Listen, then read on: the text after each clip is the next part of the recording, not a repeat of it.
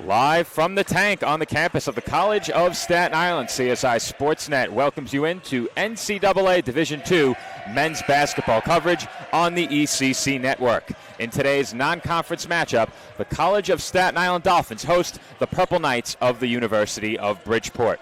Good afternoon, everybody. My name is Joe Foreman, joined by my broadcast partner, Nick Durst, and soon to be joined by our Sportsnet colleague, Nick Bavona. He is over at the public address desk right now, helping out our first-time PA announcer, another Sportsnet colleague of ours, John Venezia. We thank both of them for their help getting our game day rolling here today. But, Nick, for you and I, we have just 30 seconds before the introduction of starting lineups. What are you looking for in this game between the Dolphins and Purple Knights? Well, Joe, first I want to say you and I have done 5 games this season. This is only the third we're doing together, and we're both a little hoarse at this point from all the games we've done. But looking forward to this matchup, seeing the Dolphins bench, see if they can continue things going how they have.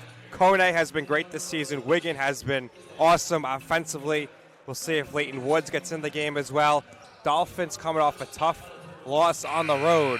They're going to look to see if their bench can get them some instant offense off the bench. And there is some history between this Dolphins team and these Purple Knights. We'll talk a bit more about that before opening tip-off, and with the starting lineups and the national anthem about to be addressed over PA, we will step aside and take a break. The Dolphins and the Purple Knights coming up next right here on the ECC network.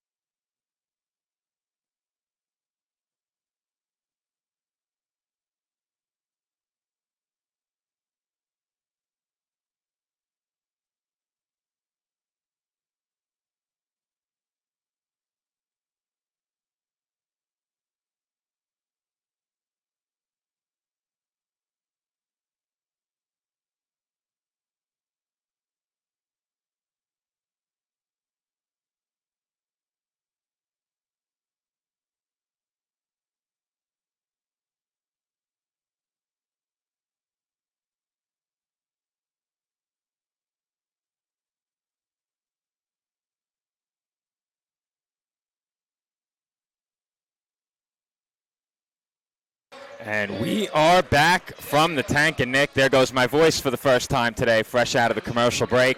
I don't know what was going around here at the commentary desk last weekend, but It also could have been that it was so cold in here as well.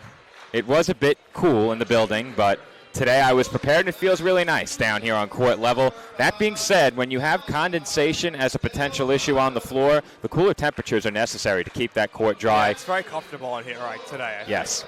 But that is necessary to keep the players safe. This is the first of 2 calls for me today. I don't know how I'm going to make it through 2 games. Football today? We have football tonight. Geez. So I am on the road as soon as we wrap up here at the College of Staten Island. But we're just getting started, Nick, here at CSI. Why don't you bring us the starting lineups for both teams? All right, first for Bridgeport.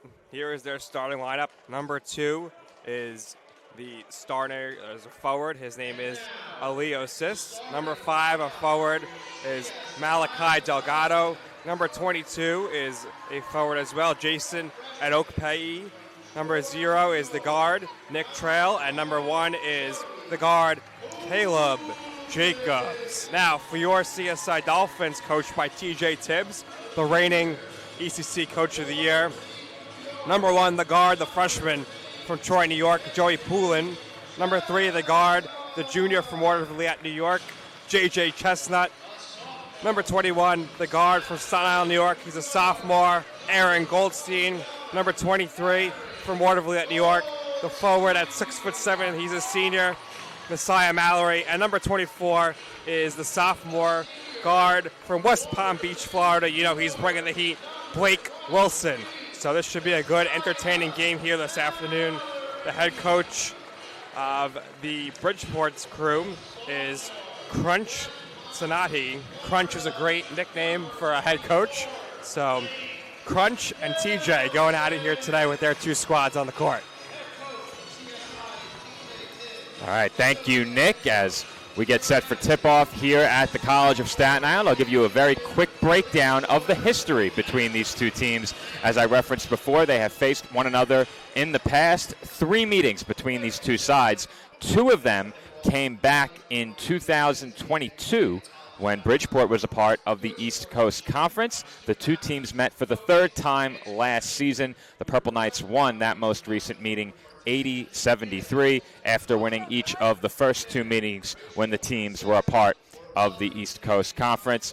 The Dolphins come in with a record of 1-2 on the season, and the Purple Knights come in with a record of 3-0. They narrowly escaped in their last game against American International College, winning by just 2 points. So Purple Knights will look to stay unbeaten against the Dolphins team that has very high expectations this season. You know, Messiah Mallory, from his conversation with you, wants a championship and some. And some. That's the important part. This team, with their sights set on their first Division II playoff win and their first Division II conference title, as well as the berth in the NCAA tournament that would result from winning the conference championship. Mallory wins the tip to Chestnut, and we are underway from the College of Staten Island. This is Blake Wilson on the perimeter. He has his back to the basket, and his bounce pass for Goldstein was stolen. Delgado up the floor, shovels it ahead. Sis kicks out, and Delgado has it once again. He drives inside and can't get the finger roll to go. A little strong there on his finger roll, but Dolphins were able to get in front of him to hurt the shot. Goldstein with the floater, does not get the roll, and the rebound goes to Jason Adokpei. And stepping on the sideline was Caleb Jacobs. First Purple Knights turnover will give the Dolphins possession. Poulin reels in that pass from Chestnut. Now Goldstein. Goldstein's off to a red-hot start this season. Has had 3 very nice games to open up his 2024-25 campaign. He was on the ECC honor roll last week. That pass is stolen by the Purple Knights. Delgado to the basket. He hangs and hits. First points of the game. Goldstein for Mallory for an easy 2. Nice feed, easy finish. Goldstein to Mallory. You'll have to see it.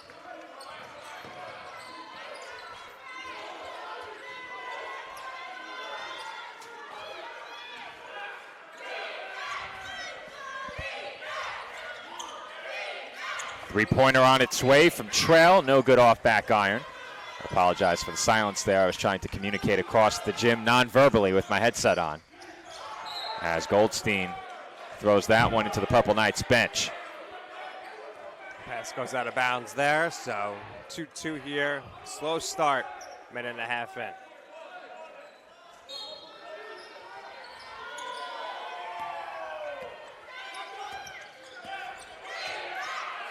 Trail swings it over to Jacobs. Jacobs on the step back. Tough shot, won't go. And Poulin has the rebound. Goldstein around the back, finds Chestnut. Now Mallory at the top of the arc. He looks to attack, and he is rejected by Edekpayi. Good defense there by him to block that shot on Mallory. It's very rare to see Mallory get rejected. Our first challenge of the afternoon for our statisticians. 4 new Purple Knights into the game. All eyes on the stats desk. And I think the stats desk might be looking across the way to the PA desk. Let's hope not. The inbound goes to Poulin. Now Mallory. He hands off Chestnut. Feed for Mallory. Reeled in. He's in trouble along the baseline, and he traveled. He's traveled. Yeah, I thought he might have stepped out of bounds, but they call him for the travel. He's a little surprised. See his face. It's been a bit of a sloppy start for these two teams. Combined 4 turnovers.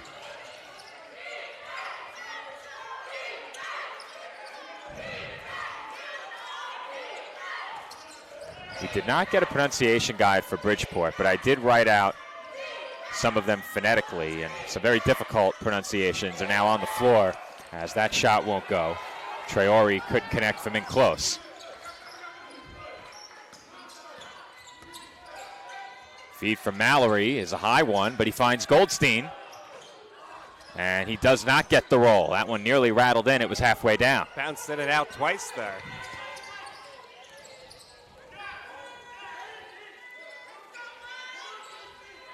On the wing now, Hendrick. He kicks outside.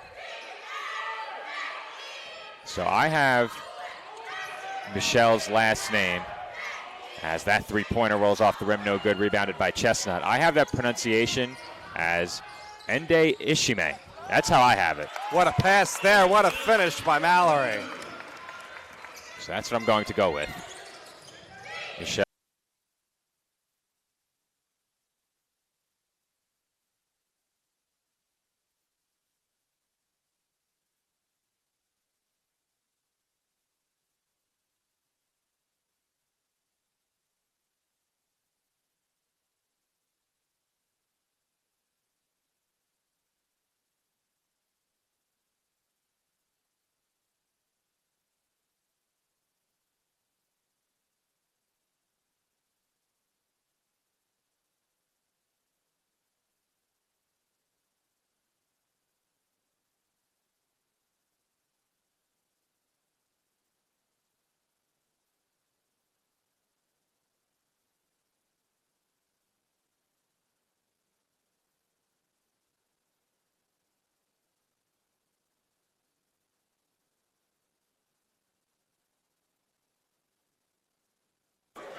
And we are back here on the ECC network. We do apologize for the outage on our broadcast. It appears that was caused by a program issue with Production Truck, an issue that is often triggered when instant replays are inserted. So we'll stay away from replays during the rest of the first half and address that in the second half, as that shot won't go on the inside. Once again, that was Traore who tried to go up in traffic, could not get it to go, and it will be Dolphins basketball.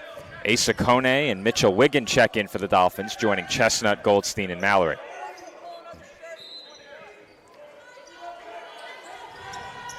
We hope that our live scoreboard returns once they update the score. We are waiting right now to see, and I'm getting the thumbs up, so that's good. Live scoreboard is back. All is well here at the commentary desk as Wiggin drives inside, and he pulls the Dolphins to within 2. Well, Joe, always one of my pregame keys to success for the Dolphins. Wiggin off the bench with some instant offense. There it is. Three-pointer on its way. That rolls off. And a foul was called in the pursuit of that rebound. Messiah Mallory looks a bit shaken up. I think he got hit in the face there. And he picks up a personal foul for his trouble.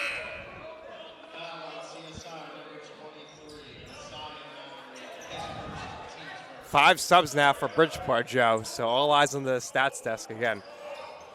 Personally, I think that makes it a little bit easier because you know that all 5 players are new. You wave sub it, and you're set.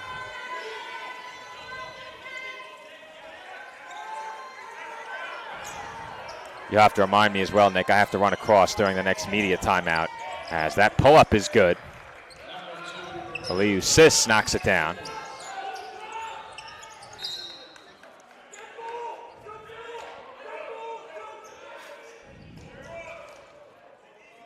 It will be Dolphins' ball here as they inbound from along the baseline. Pressure continues on the inbound pass from the Knights, and the Dolphins cannot make them pay. Mallory was blocked, and now the Purple Knights look to run to the basket, and unable to convert was Sis. Ziris and Laddie in for the Dolphins now as well. What a pass from Ziris, and Wiggin is rejected from behind. Lots of blocks here by Jacobs and Sis. How about this transition defense from Bridgeport, as I believe a travel was called on the outside, and instead it's going to be a blocking foul off the ball. At first the Purple Knights looked upset, but instead it was a blocking foul away from the play. Wood's going to make his home debut now, checking into the game for Wigan. Along the baseline, Jacobs forced to kick out. He has an open shooter, and the three-pointer is no good by Edekpayi. Ziris works between two defenders. Now Shamar Laddie inside for Asa Kone. Laddie will use a Kone screen here. Ziris for three. Splash. A little difficult to handle that pass, but catches it and puts it up with ease and knocks down the three. Ziris was our TLC physical therapy player of the game last time the Dolphins took the court here at home. Three-pointer on its way, no good by Sis. Rebound goes to Edekpayi. He's doubled, and the pass was tipped out of bounds by the Dolphins.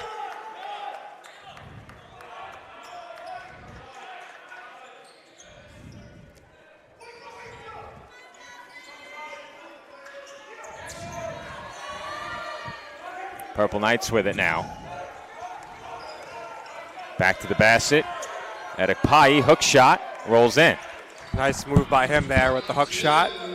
Dolphins getting pressed now. Mallory with the ball. His forward pass to Ziris. Ziris gets it. He drives. And we have a whistle. Foul on the play. Thank you, Nick. We had to restore volume into our engineer's headset.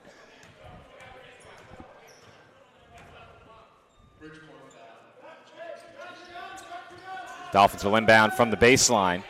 They trail by 3 with just over 13 minutes to go in this first half. Laddie's bounce pass nearly stolen. Mallory fakes, is stripped, has it back in a double team and gives it up to Laddie. Laddie with a nice move there. Open three, no good. And the rebound is pulled in by Trail, who was fouled. That's going to go against Woods on the foul there, who reached in.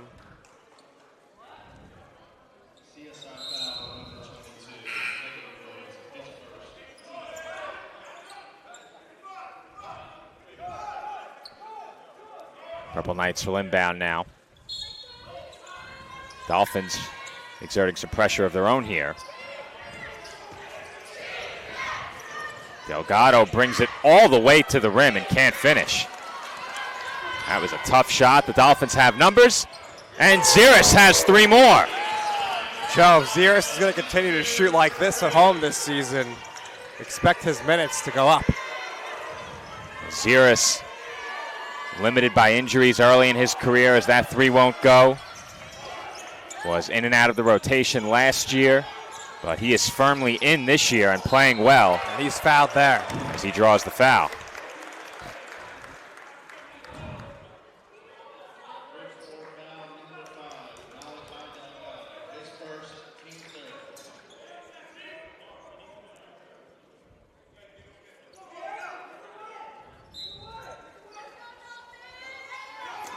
Inbound goes to Shamar Laddie. Under 12 and a half minutes to play in the first half. We are tied at 12. Sean Hargrave seeing his first action of the season at home as well, coming off injury in there right now. And Ziris traveled. Well, we said it early, Nick. The Dolphins a deep team. Deep team. I talked to Hargrave last week. He said he's going to be out about 2 weeks, and here he is 1 week later in the game. And stripped on the way up was Sis. And the ball hit off of his leg. It will be Dolphins' possession. And for the Dolphins, Joe, and you could bring in two guys that's 6'8" off the bench. I mean, that's saying something. They have a lot of size this season for sure. Our colleague Joe Calabrese would love this. It was 12-12 with 12-12 remaining in the first half. Our colleague Joe having a good time down in Austin, Texas this weekend. Was Nino invited on that trip? I don't know if you're. And was it comped? I think Nino comped the trip for him. Oh. Laddie fumbled the ball there. He dribbles through the double, and now the Dolphins have numbers again. Woods off the shot fake was fouled. And that will send us to a media timeout. 11:59 to go in the first half. Dolphins and Purple Knights tied at 12.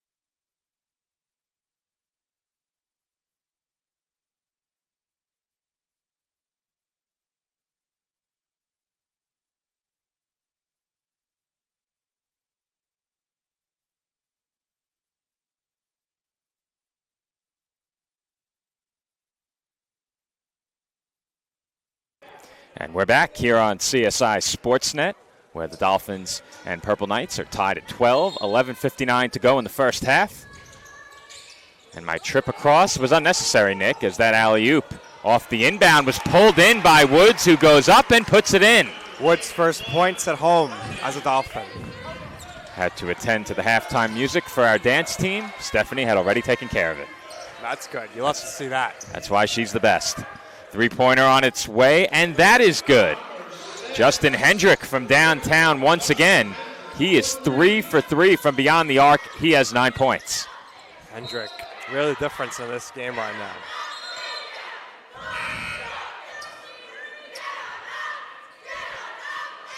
Leading the way for the Dolphins in scoring is Zeris Hendrick, the leading scorer for Bridgeport.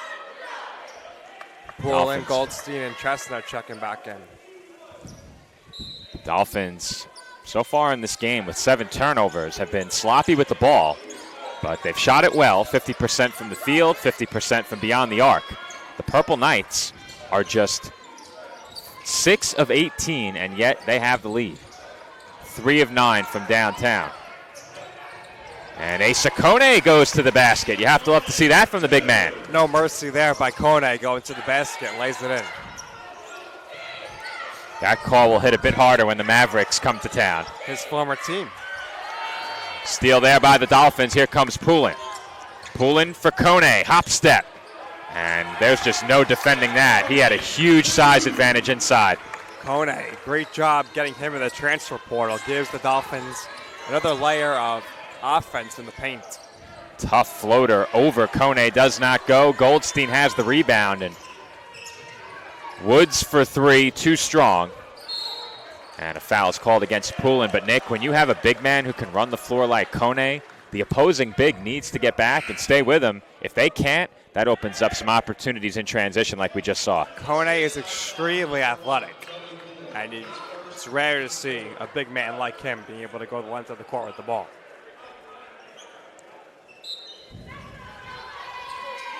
They have him listed at 6'8", Nick. He might be taller than that. I'll have to measure him at halftime. Let's see. But he moves like a man much smaller. Purple Knights work it around the perimeter. Dolphins all over Hendrick now. They're not going to let him beat them.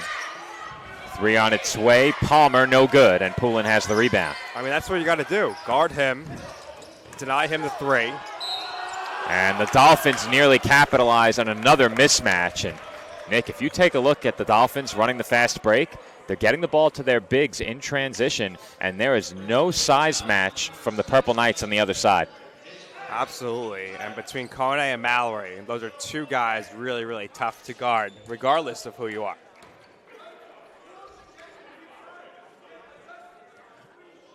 Well, I probably should not have billed Nick Pavona as our colleague on this broadcast here on Sportsnet. He is still on the other side of the gym. We're hoping to get him on for the second half. I have confidence. I had a lot of confidence coming into the game. A little bit less now, as Mallory can't hit the second free throw, and I believe we had a lane violation, so my eyes turned to the stats desk. Lewis is shaking his head, and he says no. Well, Lou, I think you have to put that in as a missed free throw. I'm sure you're going to have to go back. And Do you get a missed free throw for that? I think so. I don't know if you do. I don't know. We'll check the live Something stats. tells me Messiah will not be getting one. That's just a hunch. And nearly stolen was that pass, and that's the right call there. JJ was going for the ball, but once he didn't get it, he forcibly moved Hendrick into the backcourt.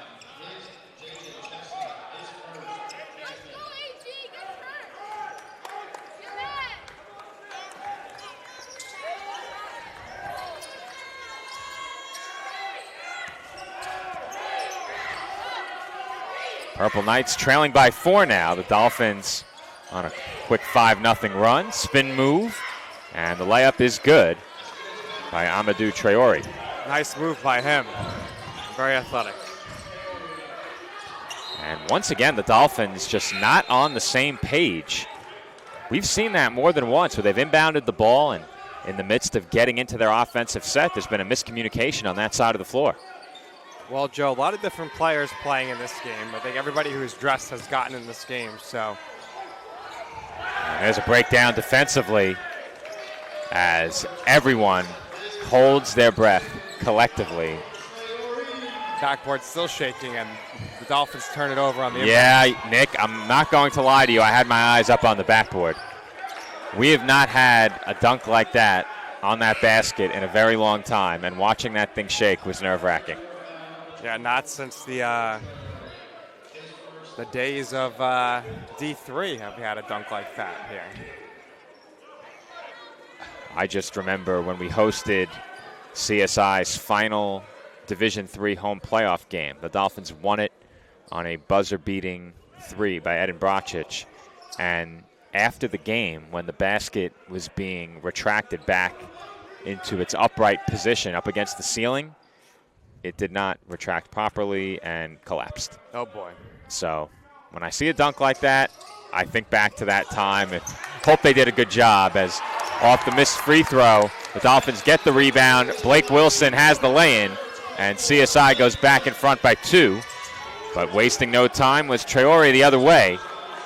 Yeah, he's making a great impact offensively the last few possessions for Bridgeport. Both teams have played really fast at times in this game, and the Dolphins commit turnover number 10.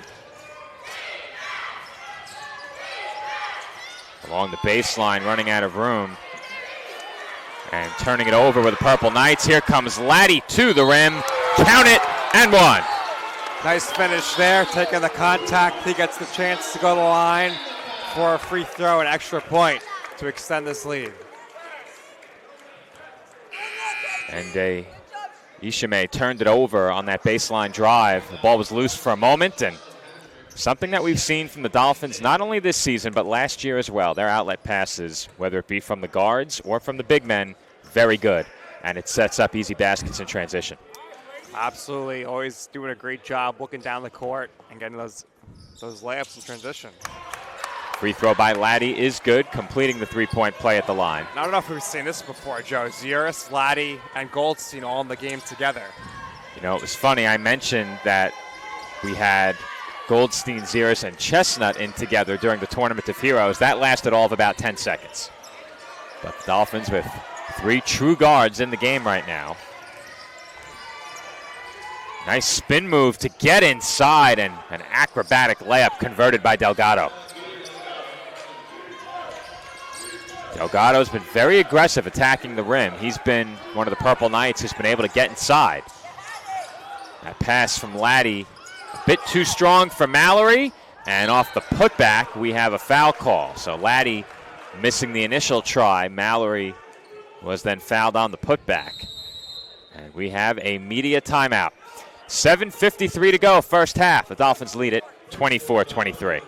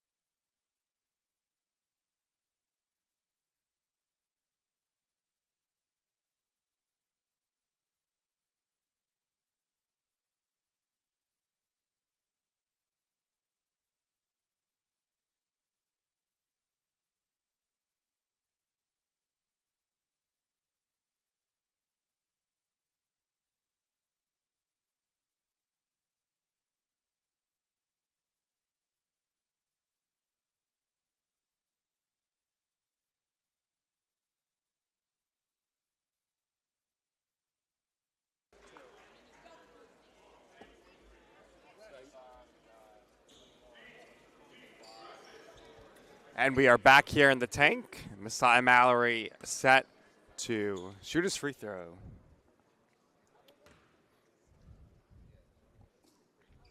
First free throw is good. 25-23 now.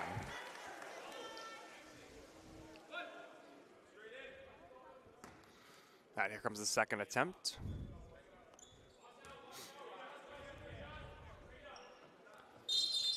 And we have another lane violation. So the second time with Mallory going to the free throw line, we have a lane violation. So free throw is no good. Bridgeport now looking to tie it or retake the lead.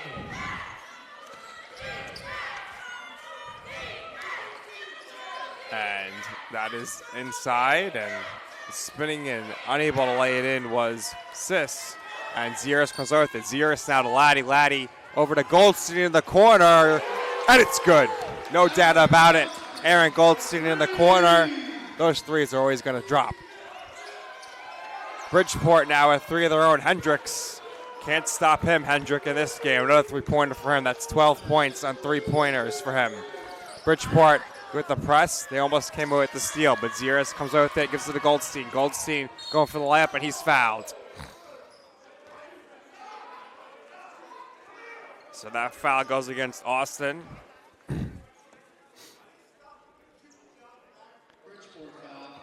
And Goldstein will go to the free throw line for 2 shots.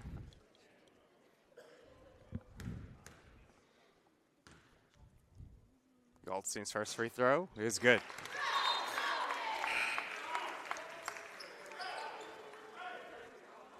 Nick Durst here on the call for you right now. Hope to be rejoined by Joe Foreman at some point.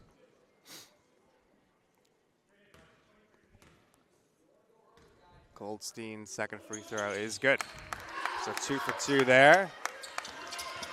30-26 right now for CSI with the lead. Nice move there into the basket, and laying it in is number 22 at Okape. For Bridgeport, they get a steal now. Alley-oop attempt, no good, and stepping out of bounds, trying to catch that alley-oop attempt was Sis.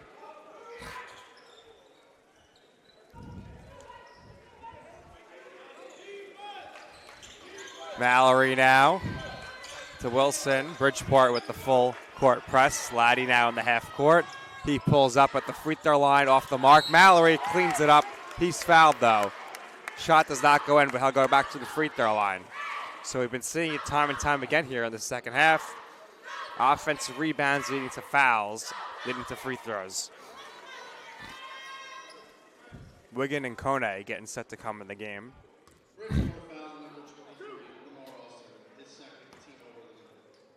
Mallory now.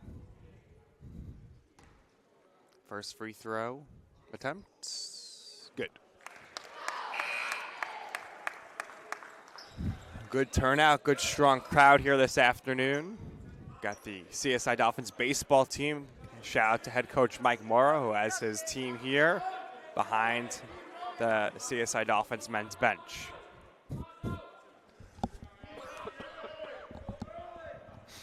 Mallory's free throw off the mark there. Bridgeport looking to push. Mallory picks it off. Gets it to Goldstein. Drops it for Ziris. Ziris to Goldstein in the corner. Off the mark, a little too strong. Mallory with the rebound. His pass to Goldstein is intercepted, and Sis takes it all the way across the court for the layup. Wigan now, he's stripped. And Sis once again lays it in. So great defense here by Bridgeport. Coach Tibbs not happy about this. He'll call a timeout. So we'll step aside here, and we return the rest of the action here as Bridgeport is ahead right now by 32-31. Keep it locked right here on the ECC network.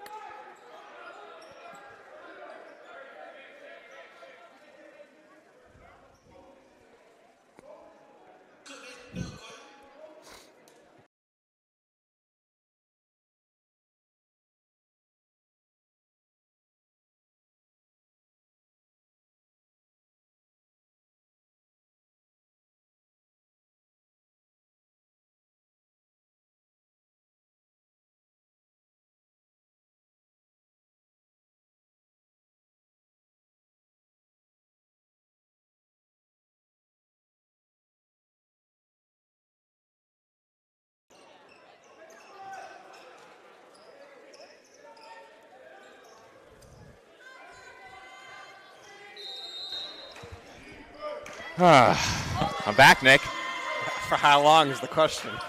Hopefully the rest of the game. I have some errors to fix at halftime, but we'll be okay. Here comes Wigan to the basket. Euro step inside, and he nearly got that one to go. This has been the story of the second half here, or the second half of the first half, if that makes any sense. The last 4 minutes here. The Dolphins have just been attacking the basket and getting to the free throw line. And except for the lane violations when Mallory's shooting free throws, it's been paying off. Well, if there's something I picked up on during my brief stint over there at the stats desk, it's that there have been a lot of free throws in these last couple of minutes, and there's one more for Mitchell Wigan. Lots of free throws. Over, I think, 12 attempts in this. That was 11 for the Dolphins, and the Purple Knights also have 11. So 12 attempts here. That's good by Wigan. These two teams have traded the lead quite a bit in this first half. We do have an official tally on lead changes. I'll get that momentarily as the pull-up is off the mark and rebounded by Kone. Turnover by the Dolphins once again. That's been a big problem in this first half, and the two-handed slam is thrown down by Sis. In the last 2 minutes of game action here, Sis has 6 points on 3 turnovers. And there is another Dolphins turnover. And a lay-in by the Purple Knights. Dolphins having all sorts of issues here with the full court trap.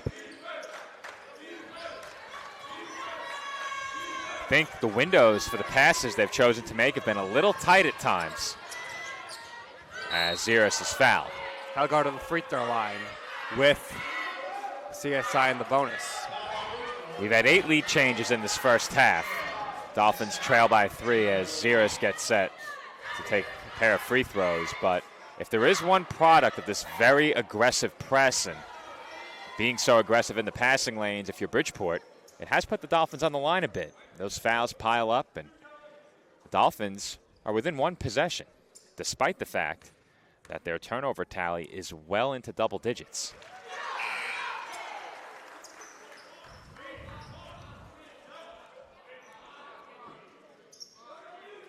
One more free throw coming for Ziris. That free throw attempt was his first of the game. As a team, the Dolphins 9 of 13, now 10 of 14 from the line. J.J. Chestnut will come on.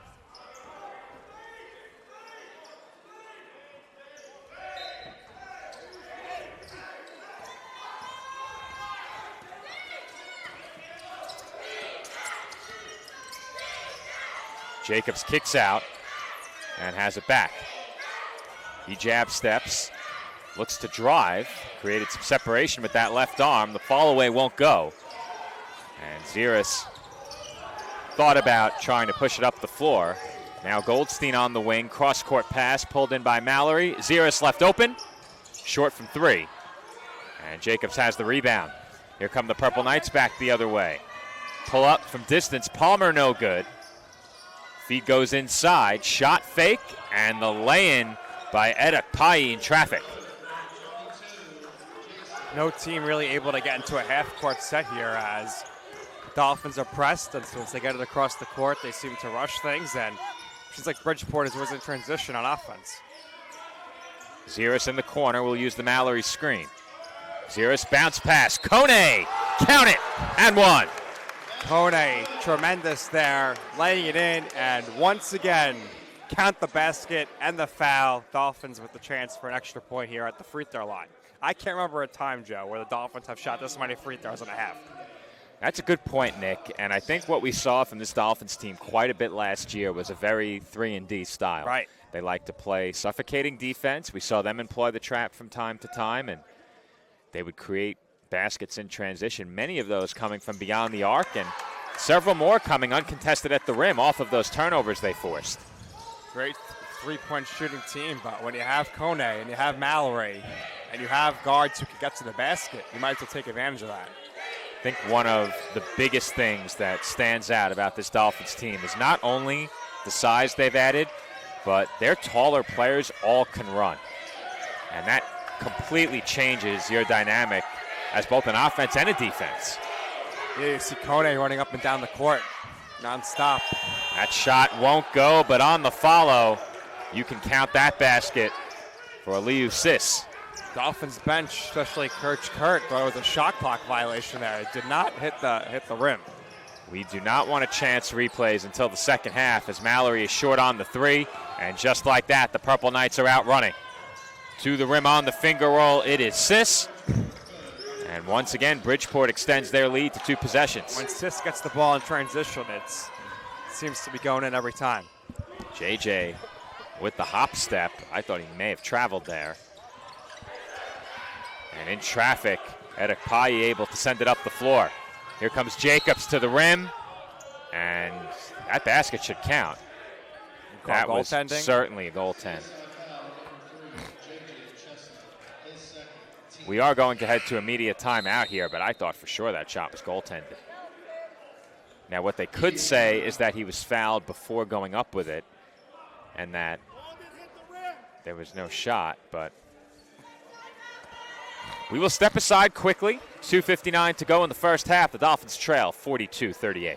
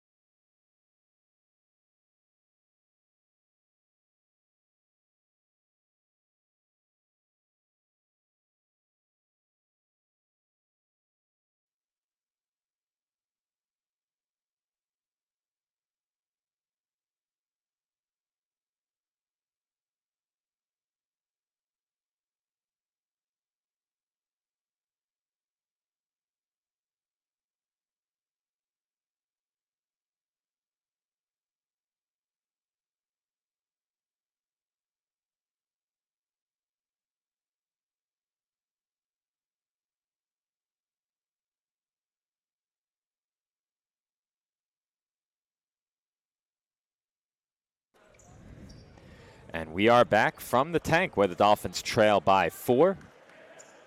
Heading to the line here is Caleb Jacobs, and we do apologize for not having replay capability right now, but this would be about that time where we check out that last layup attempt. We thought that the Dolphins should have been whistled for goaltending. The question is whether or not that foul came before the shot.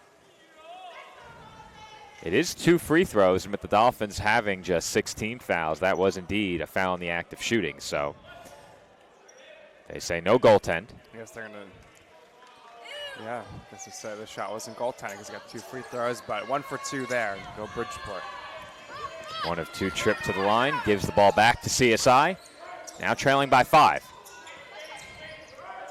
Chestnut defended by Jacobs, uses the screen, gets inside, and he is rejected on the layup by Edek Pai. 4 or maybe 5 blocks in this game for Bridgeport so far. That is 5. You have a very good memory there. That was officially block number 5. Lots of blocks in this game. And if you're Coach Crunch for Bridgeport, you have to be really happy with the way your team's played defensively, forcing so many turnovers and blocking so many shots. His team's defense has been suffocating in this game, and Ziris can't connect from the corner. Ball still loose, and Chestnut tried to throw it off a Purple Knight, but Bridgeport does a nice job to keep it in. Beyond the arc, it's Delgado. He swings it to his right. Jacobs defended by Chestnut, kicks out. Charleston, feet inside, and Traore scores easily. He's really done a nice job in the paint, being able to finish off plays at the basket. Dolphins very nearly turned it over again. I thought Goldstein may have tipped that out. Obviously, Coach Tibbs won't be happy with the 16 turnovers, but to be trailing only by 7, despite that number, a position you can work out of if you clean up the giveaways. And Dolphins push it up the floor quickly, but do not get an open look until now. Goldstein knocks it down. Kind of need some more of those, and a great effort there by Aaron defensively as well. I thought he had that one, and Nick, I would not have been shocked if he caught that, set his feet, and shot it again. Definitely. I don't know if the bench would have liked it, but the way his momentum was taking him, and shoot it on the same in the same motion. The way his momentum was taking him, he was going to be squared up on that wing. That was good patience there by the Dolphins after they beat the press. They could have forced a shot inside. They did not, and ended up getting an open 3 instead. Traore on the fadeaway, too strong. Chestnut ahead for Goldstein. Ziris right back to Goldstein.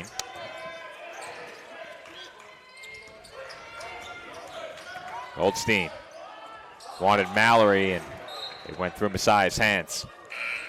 Sometimes some of these Dolphins guards are a little too quick with the passes that the big men can't even anticipate them. I said it earlier in the game, the passing windows have been really tight in this game. The Dolphins, once they get through that press, have had openings, but even in the half court, Purple Knights have done a really good job making it very difficult on the Dolphins in the passing lanes. Quick ball there off Goldstein's foot.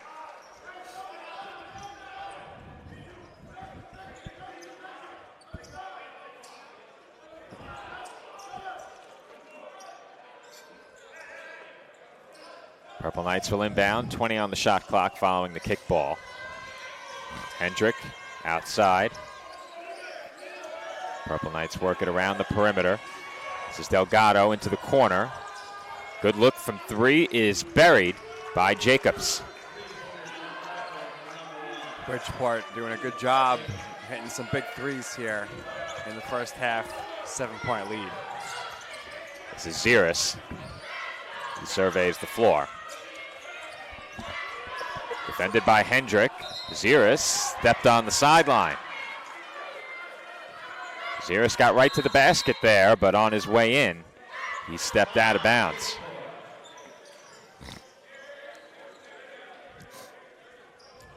Bridgeport has called timeout with 28.1 remaining in the half. We will stay right here. Their biggest lead of the game right now, 48-41.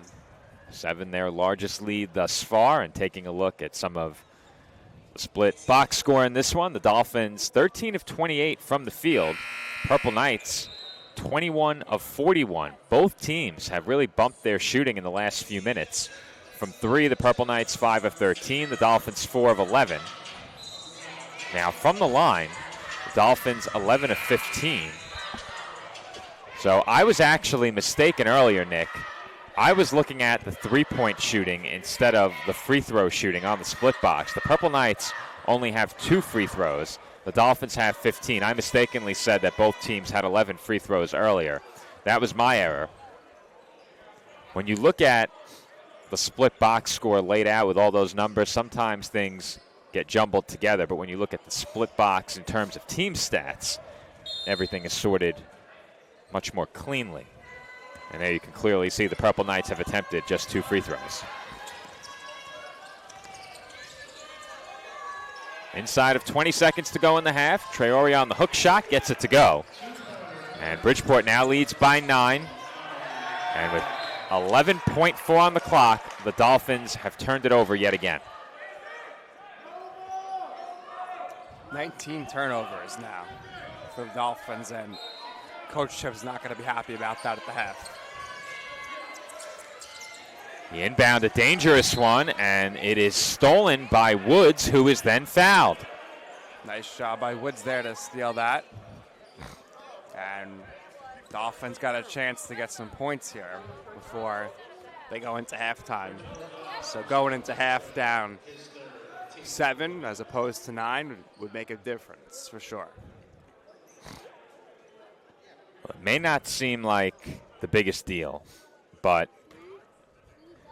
to give away that possession if you're Bridgeport and then foul, not forcing the Dolphins to earn points, stings a bit. You're up 9. Obviously, you're in good shape. You played a strong first half, but you had a chance to extend the lead to double figures and keep the ball out of CSI's hands to end the half. Instead, Woods may come away with 2 points here. 12 points right now for the Dolphins on free throws. Make that 13. No commentators jinx this time. I thought I jinxed it when I said he might come away with 2 points. Fortunately, you said might. So, if you're a fan of the Dolphins, fortunately I did not jinx it. And even 10 seconds on the clock, the Purple Knights do have a chance to score here. They have time. This is Jacobs to the basket. And he had nowhere to go. Finds a man in the corner. That shot will not count. And it is too strong anyway, as that will send us to halftime. Our score heading into the intermission, Bridgeport 50, Staten Island 43. The TLC Physical Therapy halftime report with men's basketball head coach TJ Tibbs coming up next.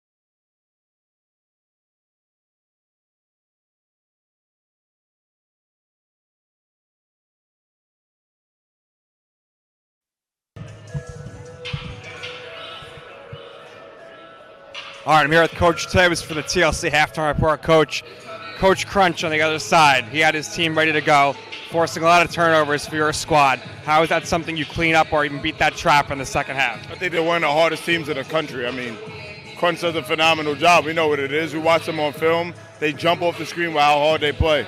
And they're just beating us in every aspect. You got to credit to them. Yeah, they're ready to play. Their guys are playing very hard. We're very sloppy in the press. I have them very unprepared for this moment right now. All right, a positive, though, getting to the free throw line a lot, something we haven't seen much of this season, attacking the basket. 13 points so far in free throws, keeping you guys in this game. What have you liked, if anything at all, about your attacking of the basket? Nothing. I just think they're playing so hard that sometimes they're going to foul. I don't think we're doing anything to make them foul.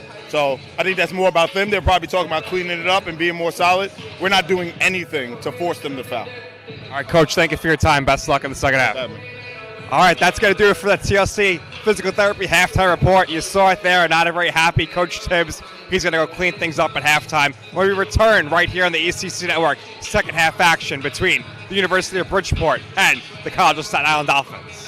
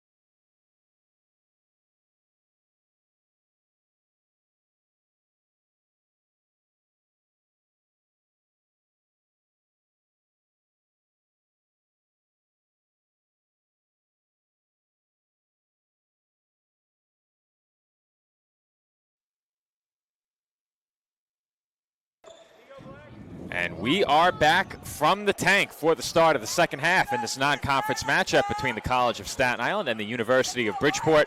The Purple Knights lead the Dolphins 50-43.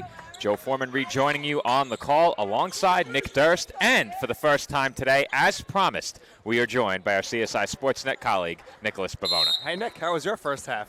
It was an experiment, to say the least. We'll see how long I do stay on the headset for the second half, but we'll see if the Dolphins also can come back from the 7-point difference so far in this game. The big difference in this game thus far has been turnovers, as that shot is banked in on the runner by Aliyu Sis. And Nick Durst, you got a chance to speak with Coach Tibbs at halftime in case our audience missed it. What did that conversation sound like? It was pretty intense. Coach Tibbs not happy with the way his team's playing right now.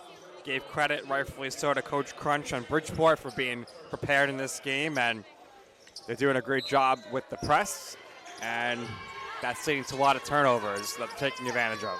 And guys, I can attest, being on the other side of the court for the first half, TJ really towards the end of that first half started to get very animated just because of how poorly the Dolphins were playing in that press against that press defense. And you can see him now sitting on the bench, not very happy. That last layup was missed by Chestnut, rebounded by Edek Pai, who now looks to score. Instead, kicks out, open three, Jacobs off back iron, and rebounded by Chestnut. Good outlet pass for Poulin. He tracks it down on the baseline, and he lays it in for two. Nice job there by Poulin to track it down and lay it in. That runner won't go, and the attempt on the tip also off the mark, and the Dolphins look to run once again. Goldstein to the rim. Could not finish with the left. A little short there on the layup attempt. Something that I've seen in this game, the Dolphins have really thrived in transition. The problem has come when the Purple Knights score and get into that press. With it on the perimeter, and Ishime, and he had it poked away from behind as Poulin commits the foul. We get the subs here early for the Dolphins. I think also for CSI, I mean, something that was really big for them in the first half, they forced a lot of fouls on Bridgeport, which got them to the free throw line a good amount of times, and that's pretty much the reason why they're down this many points. You know, if not for those foul calls, this could very well be a double-digit lead for the Purple Knights. You nailed it, Nick. That's why they're in the game. 13 of 17 from the line. They have committed 19 turnovers and still trail by just 7. And Nick Durst, as I expected, Coach Tibbs wasn't happy at halftime. Yeah, and Coach Tibbs, I asked him about all the free throws they shot, and he basically said as that is laid in by Wilson, he said it doesn't mean anything. It's only, but they're getting to the free throw line because of the press, and the press is bound to cause fouls, so he wasn't too pleased. But like you said, Nick, that's the reason they're still in this game. All those free throws in the first half, 13 of them going in. Great minds think alike, Nick. I said the same thing. Those fouls are a product of the press. The turnovers are also a product of the press, and so far, 19 of those. But in transition, when the Dolphins have had their opportunities, they've made the most of them. The deficit now is 5 feet inside, and it was bobbled and lost out of bounds by Edek Pai. See if the Dolphins can build on this little bit of momentum here. When you look at this numbers, like we talked about, the turnovers and everything, to be down here by only 5 with 17:42 left in the game, pretty remarkable. No question about it. 19 is a huge turnover number, and I think Coach Tibbs' frustration certainly warranted in that regard, but his team very much in this game and can put that narrative to bed quickly with a run here. 3 in and out by Wilson, and rebounded by Traore.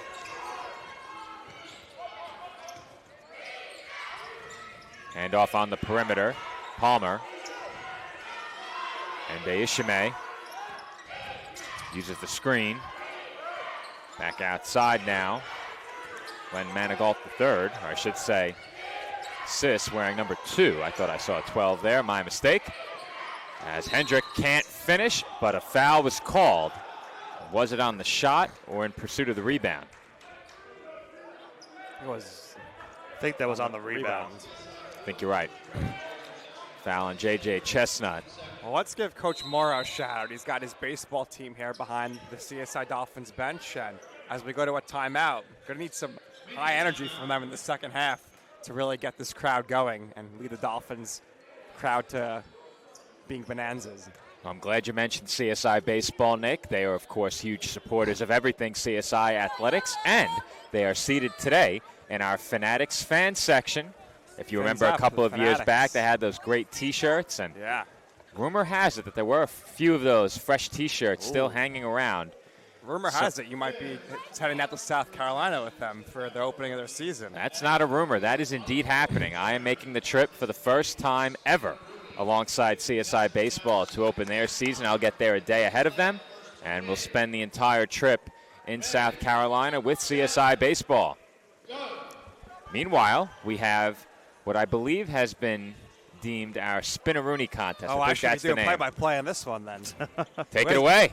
Joe, I got to make a suggestion for the next game when they do this. I think Nick will agree. You got to play Booker T's music for this competition. Now, do you play Booker T's music or the Bad Bunny Booker T song? No, I think you go with straight up traditional Booker T. Okay. I was trying to get it on my phone to play into the microphone, but ran out of time. Next game. We do have a winner, however, and I always say it ahead of this contest. You have to make sure that they sign waivers here. You don't want anyone falling down. Well, that happened the last time during our Tournament of Heroes. That did happen. So sure did. Thankfully, no one was harmed in that incident, but that did happen this past weekend we had. I think last night in the staff faculty versus students game, Nick Bavona gets the MVP for drawing an amazing foul and knocking out the competition. Dolphins come away with a steal, and Laddie was blocked from behind. And the door goes open. A cheerleader went out the door as well. She's out the building. That's Gabby over there. The cheerleader gets knocked out of the building, but she's back and better than ever. Yeah, Laddie thought he had an easy 2-pointer right there off the turnover, but a good job getting back for the Purple Knights. Goldstein, no good. Here comes Bridgeport the other way. Kick out, open shooter is Palmer, and he's short on the three. I think if you're the Dolphins, you do want Goldstein to continue to shoot those threes because when he's gotten in the rhythm. That's a nice feed from Goldstein to Chestnut. It's now a 3-point game. Great feed, great cut there. Chestnut lays it in. And just think about that now. Despite the rough first half for the Dolphins, they're now within 3 points. 15 to shoot for Bridgeport. This is Palmer. He uses the screen. Bounce pass tipped. And who kicked it? Wilson did. But Blake Wilson's defense early in the second half has been a big difference maker for this Dolphins squad. We mentioned that during the opening weekend. You know what they say about Blake Wilson's defense? He's bringing the heat from West Palm Beach. Shout out to the Wilson family who was here last weekend. Got to chat with them. I know they're all watching our broadcast, and they enjoy it immensely. It was great to hear that you got to have that conversation with Blake's family.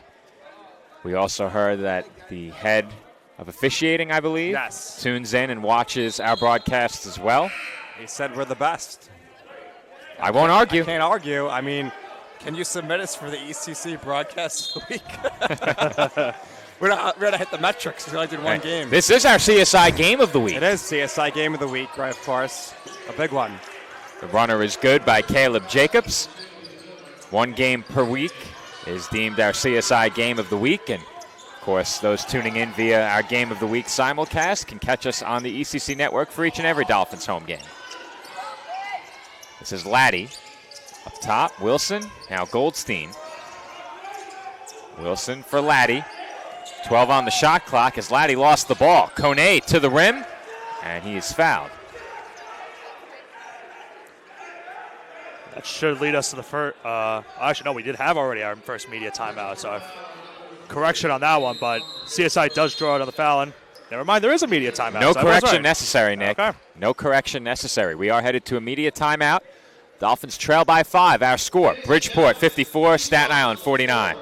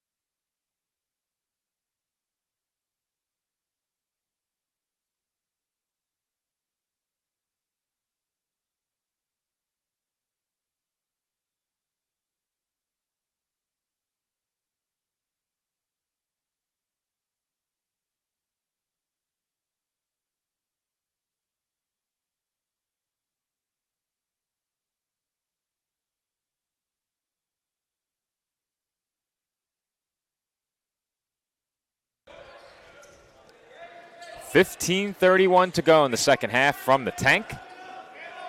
Dolphins trail by 5 and will inbound with 20 on the shot clock. Always have to watch out for that alley-oop. Purple Knights well aware after the attempt earlier. This is Goldstein, and he does not get the roll. Ball still loose and rebounded by Laddie. Nice job there to get the offensive rebound on the loose ball. Laddie on the runner, and he banks it in. Laddie does a great job when he has the ball at the point. He's able to explosively get to the basket for those layups. CSI will need those second chance points if they want to get back into this game. Kick to the wing, now up top, Hendrick. Hendrick around the back. Goldstein does well to stay with him. Jacobs wants to feed it inside. He does. And drawing the foul was Traore. That one coming before the shot, so that was on Kone right there.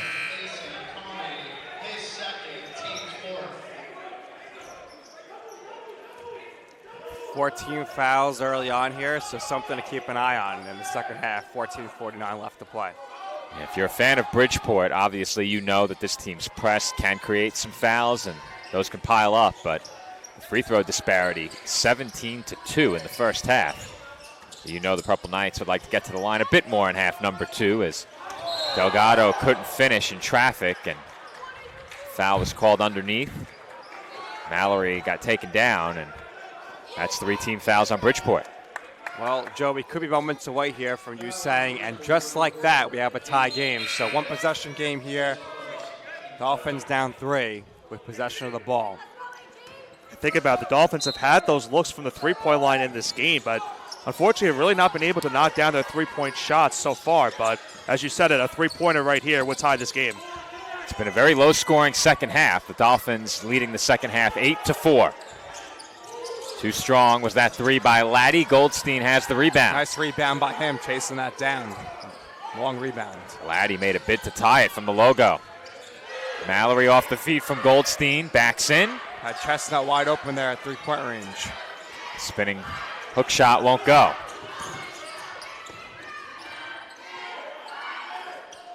Purple Knights work it over to Jacobs.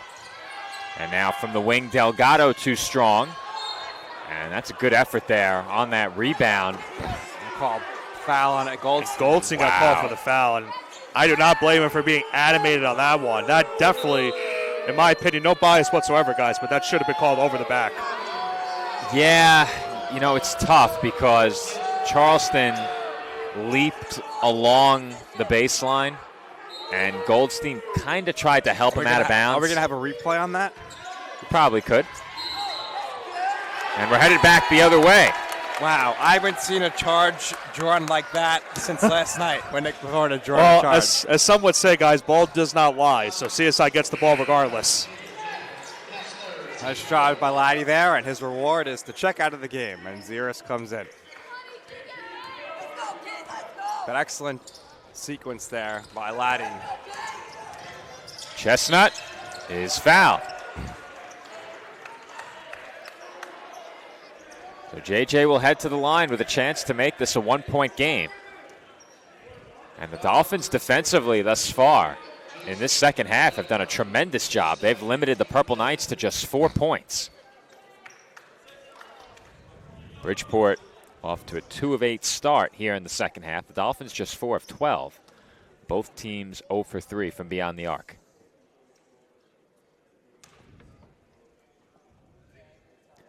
Free throw from Chestnut is good.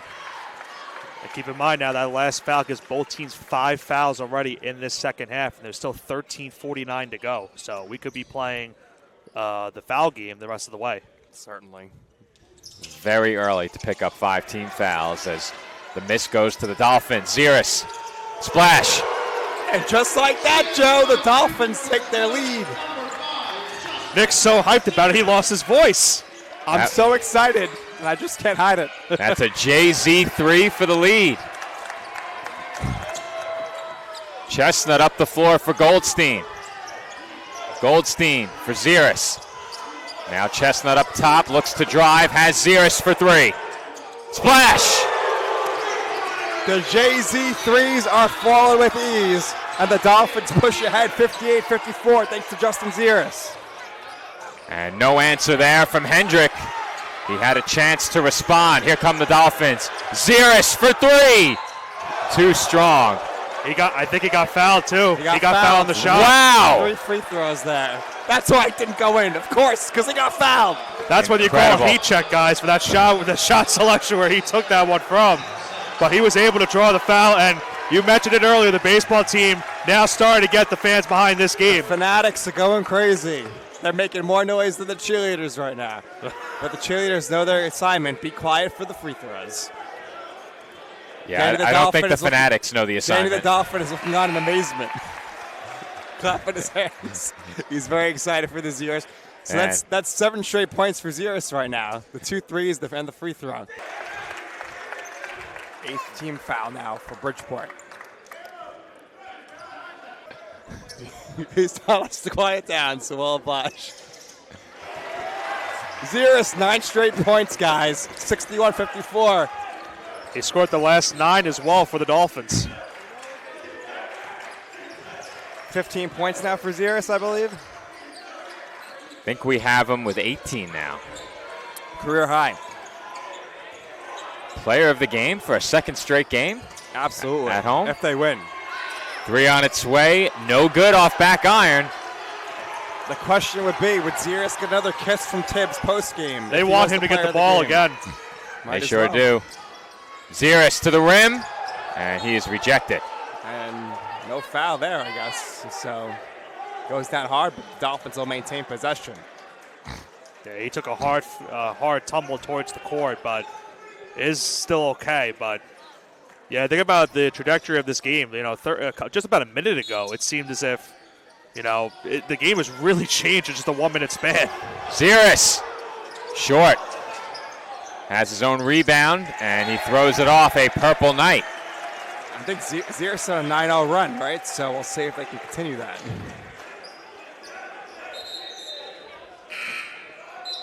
Meanwhile, for Bridgeport, guys, their scoring drought continues here in the second half. I think they only have 4 points so far throughout the first almost 8 minutes.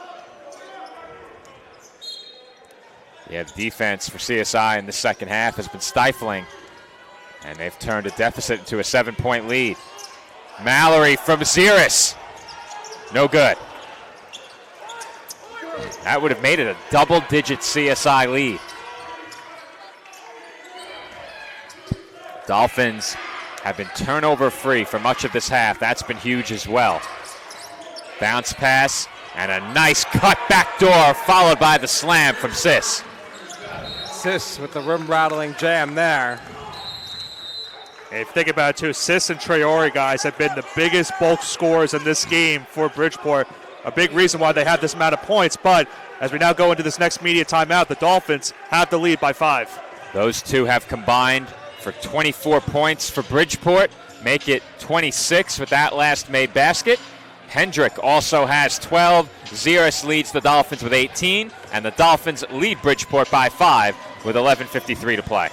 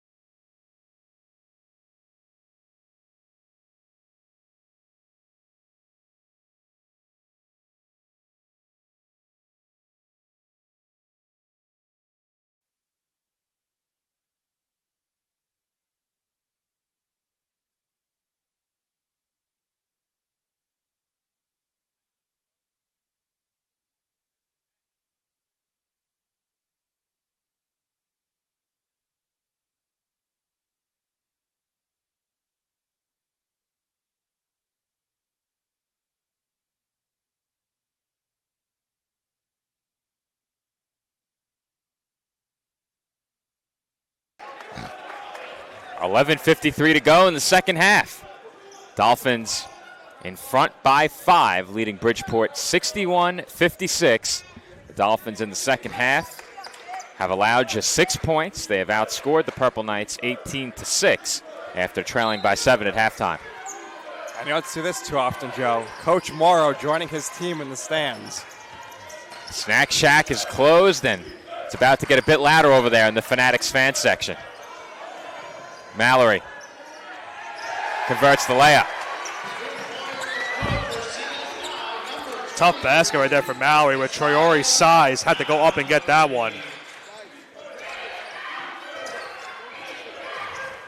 The lead back to 7 for CSI as the Purple Knights nearly turned it over. Chestnut rejects that shot. JJ with the block. Ziris looks inside, has Mallory with the mismatch, and he's fouled. Mallory not happy he didn't finish there, but that would have been a really tough finish. He was backwards. He wanted that and one for sure.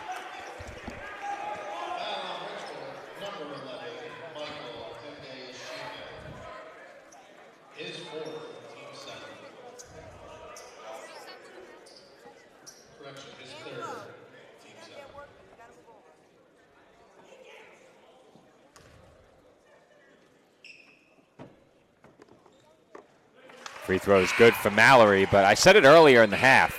When the Dolphins get out in transition, mismatches time and time again for the bigs. Right. And Mallory was the beneficiary on that last trip down the floor. And he was able to get into that position after that block shot from Chestnut and got himself the mismatch underneath the rim. So far, the key to this half and the success for the Dolphins has been missed shots by Bridgeport, allowing the Dolphins to get in transition. And the missed shots don't allow Bridgeport to get the press set up. Just over 11 minutes to play. Thinking about that three was Jacobs. Declined to shoot it. Now his teammate was trapped on the baseline. This is Sis on the kick out. Hendricks swings it. Left wing three is good. That's Nick Trail, who is back in with 4 fouls. And that's a big basket for the Purple Knights. Big shot there by Trail with his team trailing. Knocks down the three.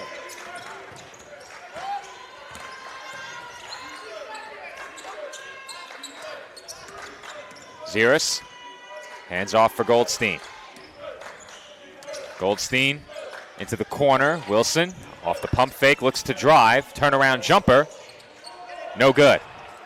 And the rebound was pulled in by Edekpayi. Here come the Purple Knights.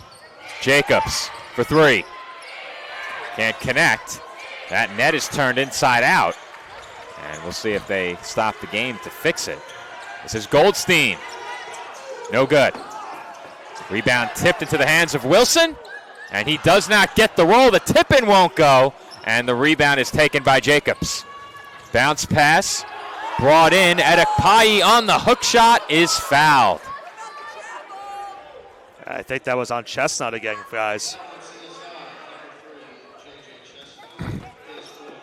That's now his 4th foul.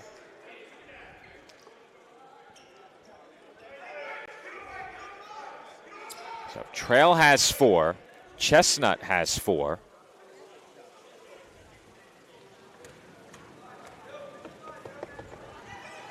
I don't believe there's any other player on the Dolphin side with 3. There are, however, 2 more Purple Knights with 3. Make it 3 Purple Knights.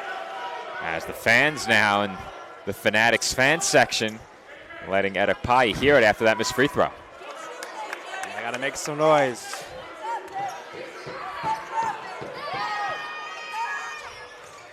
One of 2 trip to the line for the graduate student.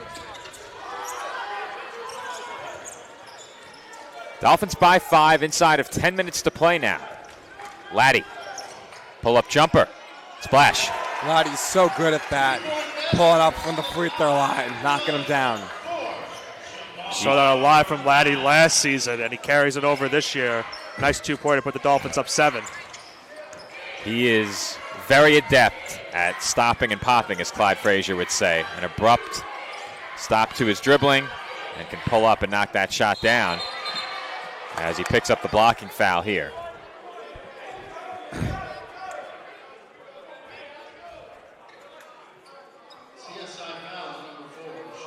Purple Knights have really struggled from the field in the second half. Still shooting well in the game, just shy of 45%. In half number 2, they're 4 of 15, which shows you how well they shot it in the first half. But if you're the Dolphins, you do not want to send Bridgeport to the line late in this game. Well, 7 fouls apiece here for both schools. Or do you? Free throws, but it worked 1 for 2 trip last time as well. Do I count that as a commentator's jinx? I think you might have to. Goldstein for Kone, and he's fouled. 8th team foul now for Bridgeport.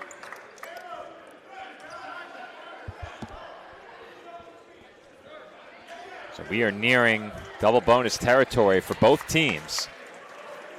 Dolphins and Purple Knights both with 17 fouls on the board right now. Asa Kone at the line.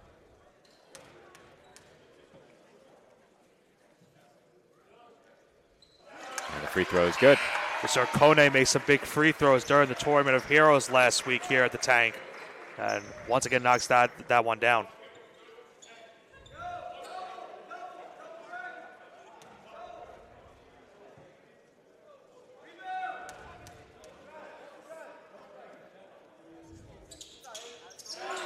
Kone knocks down the second. Dolphins now lead it by 9. Less than 9 to play.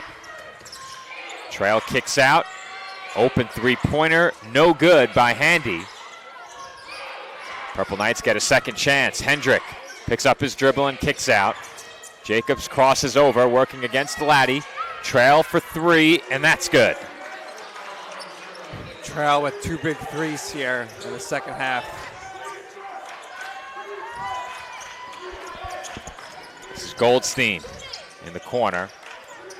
He sends it back up top to Laddie. And the Dolphins with 17 to shoot will get set.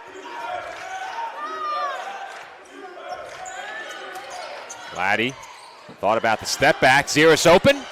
Too strong. Offensive board. Wilson can't finish the putback.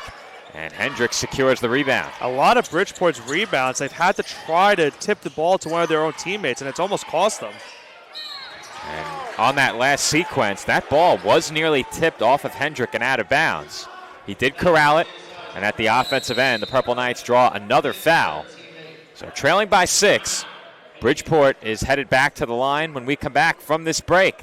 7:55 to go in this one. The Dolphins lead it, 69-63.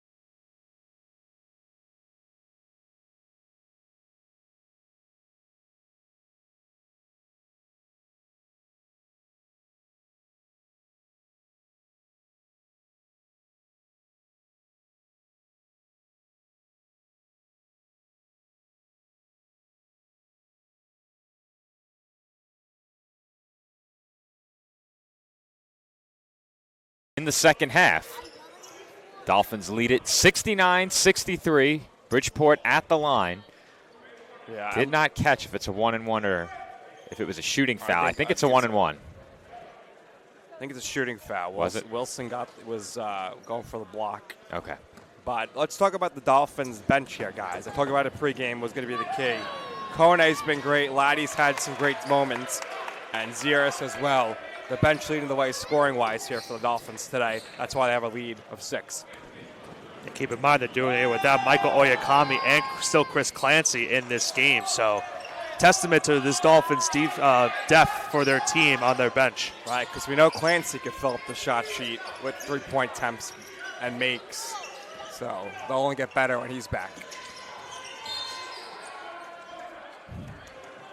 All right, so what we're going to do, let's switch to our sideline camera, Edward. We're going to have to make a quick change with our camera's memory card up top. So we have this game is recording to the internal memory on the camera. So we'll stay with the sideline camera for a minute here. So hopefully the Pat gets pressure's the on message. Michael now. Well, the pressure's on Pat to get the camera's memory switched over. If he can't get it, I'll go up there and do it. He's going to try it right now. But we'll stay sideline camera for a minute here. I think he found it. Also something to note, guys, that last foul gave Bridgeport 9, so one more foul for the Purple Knights, and the Dolphins will have the double bonus for the rest of this game.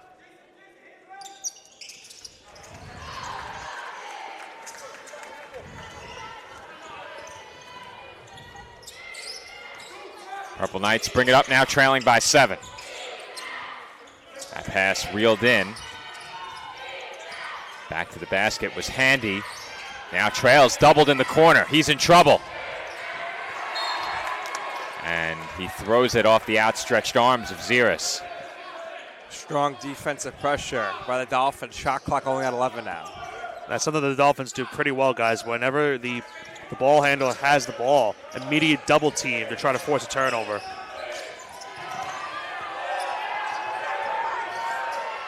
There's a push-off by Jacobs. He can't connect from 3. Mallory has the rebound. Goldstein went down hard there. He's up. And there's team foul number 10. So, double bonus now. Dolphins will shoot 2 from here on out, Nick.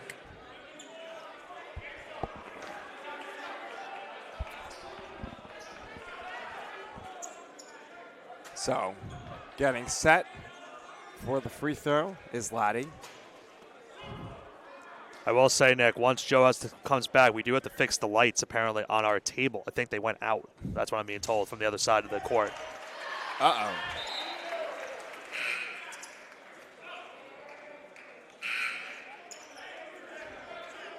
Couple substitutions now for the Purple Knights. Flurry of subs.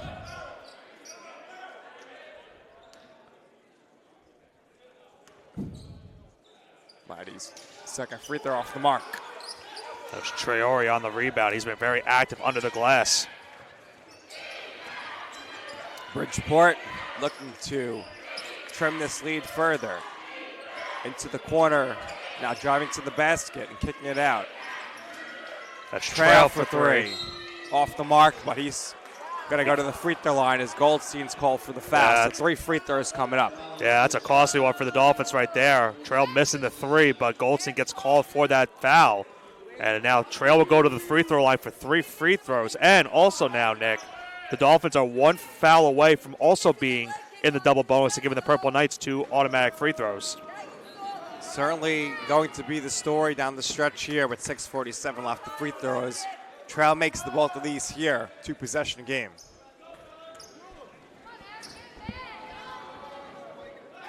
The second one's good as well. Joe had mentioned the Dolphins had a lot more free throws in that first half compared to what the Purple Knights had, so they are very happy to be getting some free throw shots in right now, but one more and they can make it a 5-point game.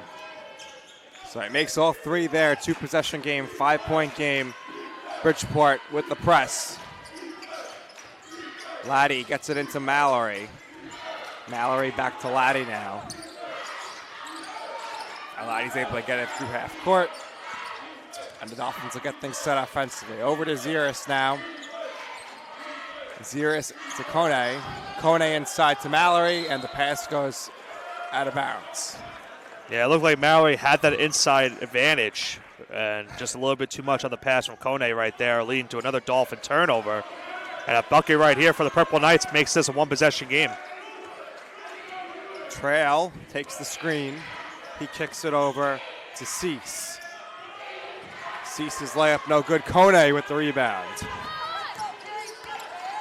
Goldstein now with a head of momentum. Kicks it out to Laddie, who's wide open for 3. Off the mark Rebounded by Bridgeport. And those have been some of the shots I've been mentioning earlier where the Dolphins have had some great looks, but have not been really able to knock down that three-point shot. And that pass by Trail goes out of bounds. So Dolphins will take over here. 5:54 remaining in this game. Another costly turnover for the Purple Knights, and that's really what has plagued them in this second half. Those turnovers have been a big reason why they're now trailing by 5 points. Goldstein now with the ball. Dolphins looking to end the scoring drought. Mallory to Laddie. Laddie to the hoop. Stops, pops, drops. Shots off the mark. Ball out of bounds off Dolphins. Yeah, Laddie once again going for that pull-up shot. Just could not fall inside the rim. And once again for the Purple Knights, a bucket right here will make this once again a one-possession game. All right, I had to address our camera's memory card. Right now we are unable to record the game film, so we'll have to pull it from the live stream as that three-pointer makes this a 2-point game. Wide open look there. Knocks it down. Michelle and Deashime from beyond the arc. And with that three-pointer, it is now a 2-point Dolphins lead with 5 minutes to play. Kone with a nice move. Euro step and the lay-in. Beautiful job by him. Euro step to the left, hops to the right, lays it in with the right hand. For a man of his size, you don't see a very big Euro step like that. That three-pointer, perhaps a heat check. From Deashime. Good defense there by Ziris, not giving an open look.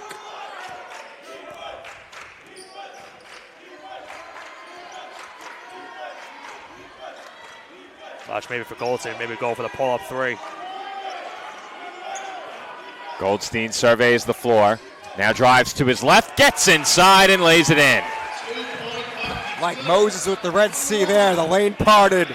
Goldstein crossed to the promised land and laid it in. Get the assist basically, even though it's not an assist, to Kone on that screen.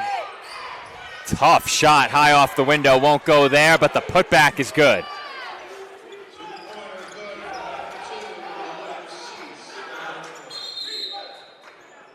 I believe the Dolphins have called a timeout, so it'll be a 30 with the immediate timeout as well.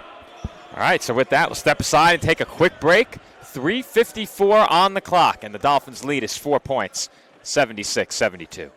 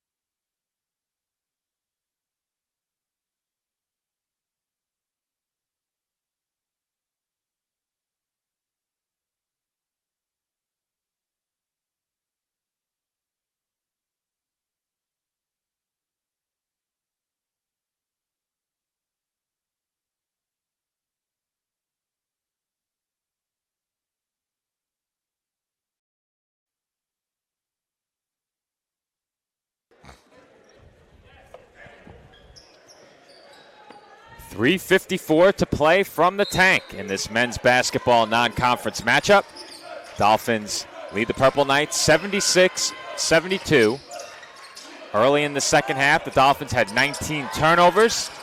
They only have 20 here, but that will be 21 as they commit the 10-second violation. That press defense once again playing dividends for the Purple Knights, forcing that turnover. The defense is suffocating by Bridgeport in the press. Down 4 here is Bridgeport, 76-72. We got 3:43 left in regulation.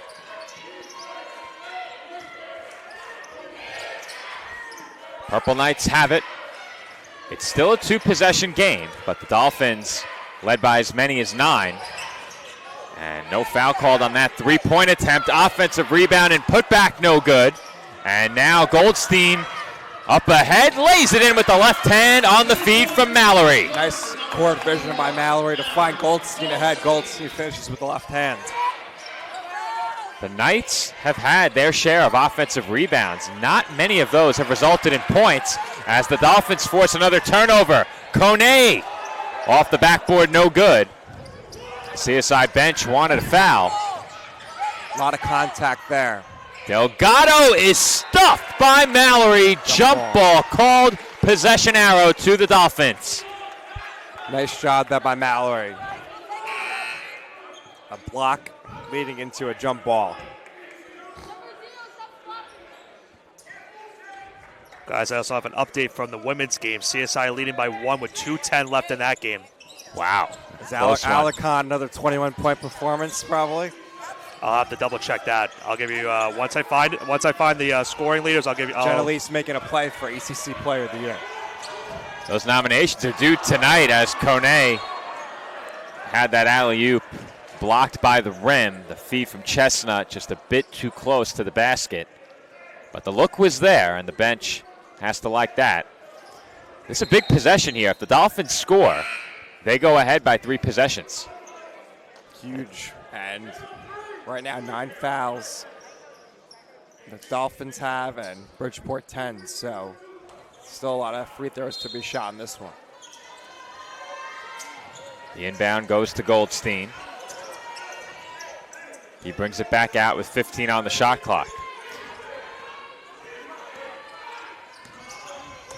Goldstein looks to drive, hop step. In trouble, has Kone. Now Ziris for 3. Way short. And the rebound goes to Edekpayi. Here come the Purple Knights. And another throwdown for Liu Sis.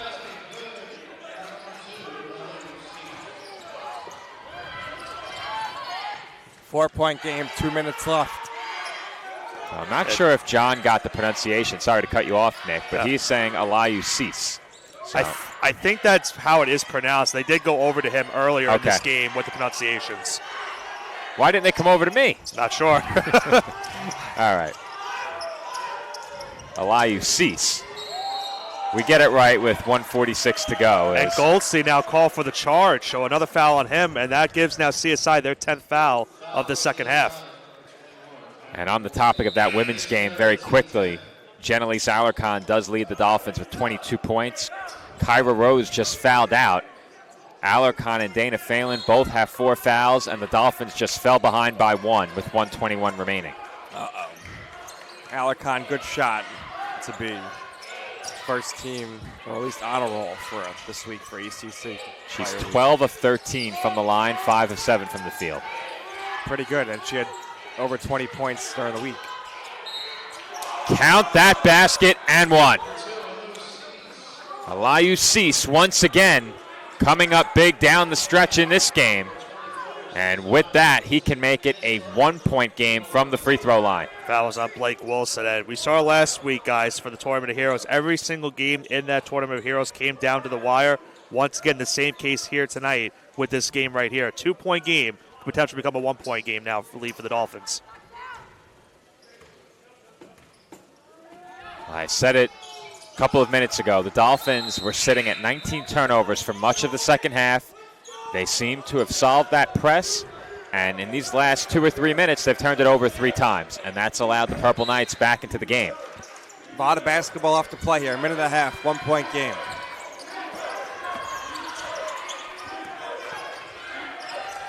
Feed goes inside to Mallory, right back out to Chestnut, and now Laddie. Dolphins score here. It's a 2-possession game. We've lost our live scoreboard. I'll look at that if we have another stoppage. Mallory. Too strong, but Chestnut has the rebound. Feed to Mallory. Throw down by Messiah, and the Dolphins lead by 3. Jacobs back the other way, was rejected. And Ziris let it go. I thought for sure he had the chance to save it. But he thought it was going out of bounds. Yeah, he definitely thought it was off of Bridgeport. Well, let's talk real quick about J.J. Chestnut rushing in for the offensive rebound. And the pass to Mallory for an easy slam. And we'll have a timeout here by Bridgeport, Joe. So you'll have a chance to address those scoreboard, perhaps. And keep in mind, Nick, you mentioned that rebound from Chestnut. I mentioned earlier, a big reason why the Dolphins have also gotten back into this game has been second chance opportunities that they've had in this second half. And no better example than that play right there. Chestnut gets the offensive rebound, finds Mallory right under the rim for the easy two-handed slam, and gives the Dolphins now a 3-point lead with 53 seconds to go in this game. It just seems like with Chestnut, when you need an offensive rebound or you need a steal, he's always there to make it happen. He does the gritty work for this team. Only 3 points this afternoon, but he's made an impact for sure. 9 rebounds as well. He does a lot that doesn't appear on the stat sheet, and obviously you just referenced the 9 rebounds, 4 assists. But Chestnut is a player that is able to give you whatever you need from him at any given time. JJ's cool with anything. You tell him, hey, JJ, I need 20 for tonight. Okay, no problem, coach. Hey, JJ, can you distribute the ball, get some steals and rebounds? You got it, no problem. Keep in mind, guys, too, with the 10 fouls for each side, this could become a game of strategy for the Dolphins, trying to avoid giving Bridgeport that 3-point shot. Jacobs, bounce pass inside, and a foul is called. We'll see who the foul is on. And I think it's on Chestnut again. If it is, that's 5.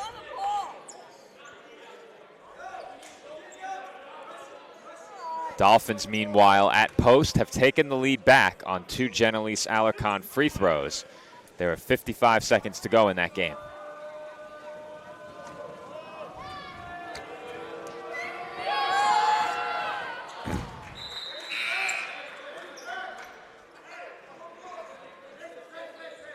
First free throw is good, so the chance now to get this to a 1-point game for Bridgeport. So I'm guessing they charged that foul to Mallory if Chestnut is still in.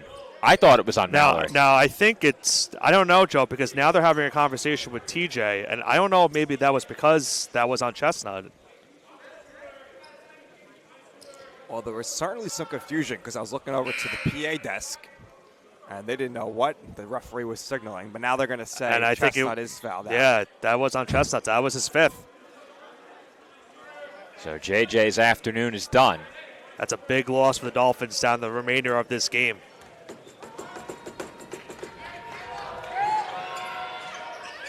And the second free throw is no good. Purple Knights do not have to foul here. There's about a 16-second difference between shot and game clock, and the Dolphins bench will call timeout. Well, what are you going to look for here? You want to score, okay? So obviously, what do you draw up? You want to get the ball to Mallory here. He's probably going to go to double team. You have a lot of good three-point shooters out there right now with Ziris and Goldstein. Wilson can hit a 3 if need be as well, but look for the ball to certainly end up in the hands of Mallory here. Typically in these situations, you see J.J. Chestnut inbounding the ball. I'm going to assume Ziris is going to inbound here. Well, you're ahead by 2 here, so if you don't score, obviously you still have a chance to come up with a stop. I think when you're looking for an attempt at the rim here or an attempt at scoring, I would be inclined to think the Dolphins will look inside here. Right. Try and draw a foul, maybe get the ball to Mallory in a one-on-one, or try and draw one of those mismatches. If you have 2 big players in there together, right now the 2 players with the most size are Mallory and Wilson, but let's say if you had Mallory and Kone in together, one of them in all likelihood would have the mismatch one-on-one under the basket. If, of course, the Purple Knights didn't match, but I think we'll be looking for a shot around the rim here. Let's see how the Dolphins drew this one up. Main goal is... Go ahead, Nick. Sorry. I was going to say, main goal, make sure you get that shot with about 2 seconds on the clock. And they get a look at the rim as Messiah Mallory throws it down. What a feed. What a finish. 4-point lead for the Dolphins. Nick, your voice is just about gone, as is mine. We're getting close as the Dolphins secure the rebound and are fouled with 10.2 remaining. Mallory with the big slam there. He's got a double-double. And it looks like the Dolphins are closing in on a big comeback victory. And the wherewithal for Goldstein on that pass, because he could have easily went up potentially with a layup on that one, but saw Mallory cutting to the rim and gave him that fine with about 5 seconds to go on the shot clock.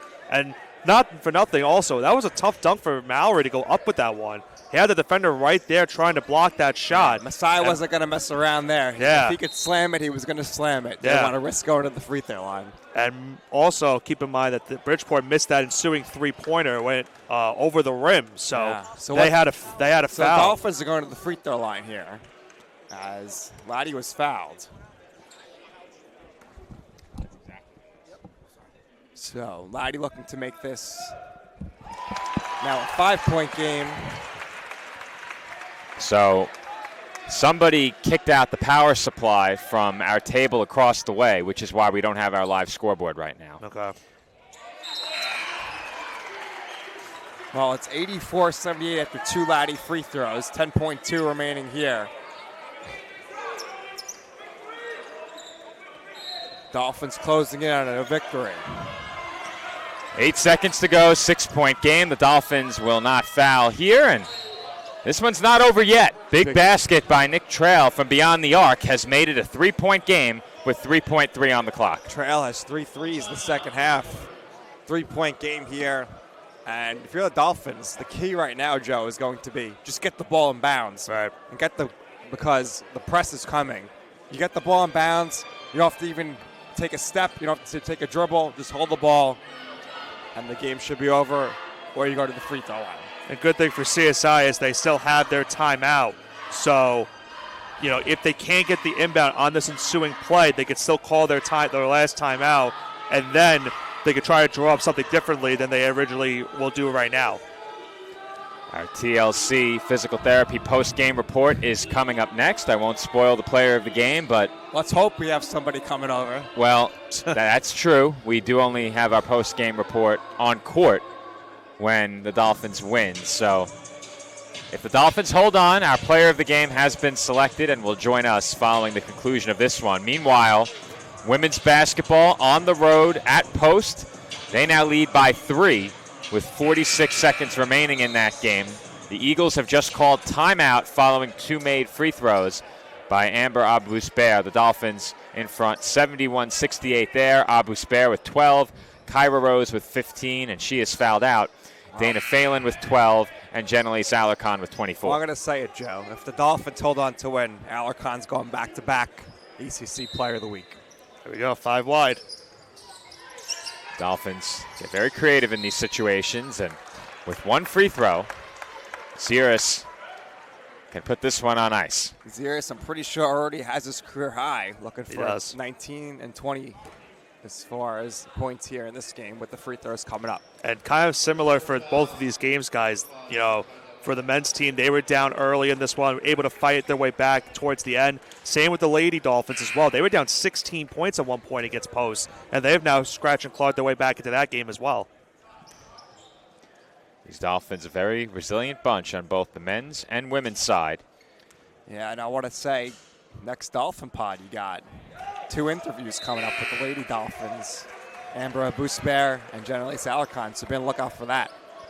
We are going to premiere our next episode of the show ahead of the CSI invite on Friday night. So we do apologize for the bad basketball play by us on that one. That is going to be edited to make us look as not horrid as possible. See if you could put Nick's nice play in. We'll put that in. We'll put your baskets in. We almost missed. We almost had a mishap. We got to put the charge that Nick drew in there as well, and Sal's travel. Meanwhile, Ziris goes 1 of 2. The Dolphins will back off, and that 3-pointer is off the mark as the Dolphins hand the University of Bridgeport their first loss of the season. Our final score, Staten Island 85, Bridgeport 81. Nick is joined on the floor by our TLC Physical Therapy Player of the Game, Messiah Mallory, coming up in just a few moments.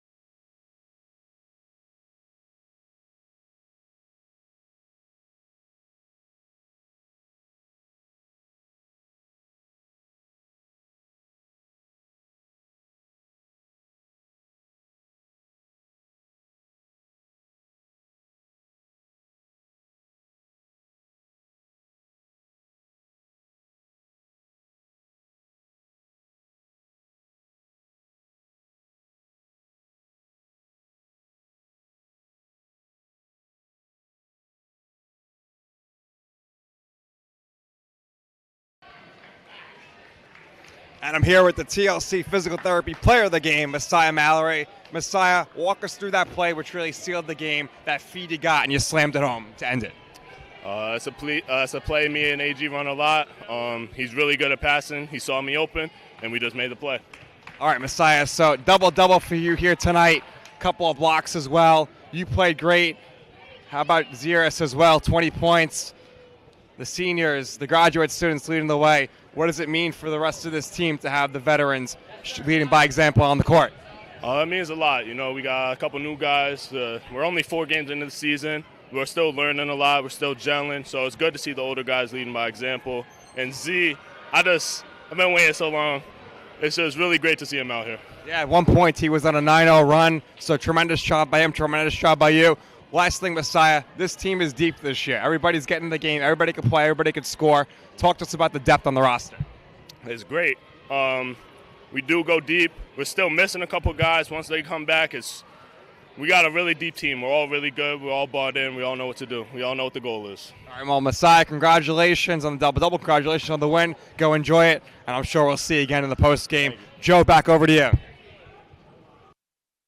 All right, thank you, Nick, and thank you to our TLC Physical Therapy Player of the Game, Messiah Mallory. Messiah with a double-double here this afternoon, helping to lead the Dolphins to a victory over the University of Bridgeport by a final score of 85-81. Mallory with 15 points and 11 rebounds. CSI's leading scorer, Justin Ziris, with 19 points. He also had 5 rebounds and a couple of assists. Also in double figures was Aaron Goldstein with 12 and Asa Kone with 11. On the side of Bridgeport, Eliu Cease had 26, and also scoring in double figures for the Purple Knights was Hendrick with 12, as well as Trail with 12. Trail was in foul trouble for much of the game. He came back in late, hit a big three-pointer to make it a 3-point game, but time ultimately ran out on the Purple Knights here this afternoon. Women's basketball on the road. They now lead by 4, and that game is over. The Dolphins are victorious 72-68 over Post University. That game has just gone final. For all of us here on Sportsnet, we'll be back on the air on Friday for the CSI Invite. Though you won't hear from us on Friday, you will hear from us on Saturday as basketball returns to the tank next weekend. Be sure to catch all the action right back here on CSI Sportsnet.